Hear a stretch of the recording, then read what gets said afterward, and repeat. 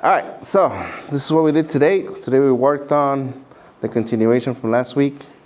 So we did a lot of outside turns, one inside turn with a stop and a right turn. So from last week, this is what we did. Crossbody, 1, 3, open break, 7, 1, 5, 7, 1, 3, 5, 7, 1. Then we continue from here after we do the slingshot. I want the leads to understand that if you do the open break correctly, you don't have to basically do anything. You see how she passed so easily? Why? Because the open break was done properly. What does that mean? Notice how she's traveling, right? But if you take a big step, you lose that. So it's bringing the follow. I just have to go slightly forward, just slightly. You don't have to go that much. You don't need big steps for that.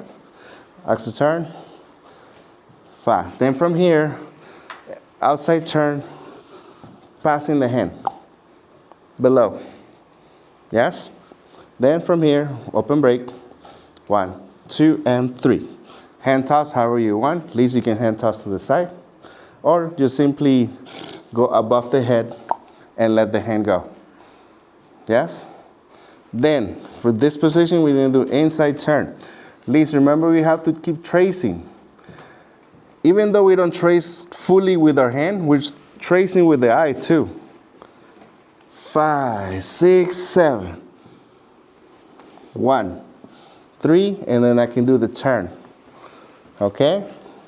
Instead of me not tracing at all, letting go completely, and decide to stop right at the end when the follow is almost finished. Yes?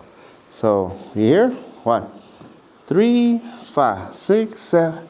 1, 2, 3, 5, 6, 7, and 1. Stay close to your follow. The whole thing, Yanelsa? Sure. Mm-hmm. You still? Yes. Okay. We go 1, 2, 3, 5. Here we go. 1, 2, 3, 5. The whole thing.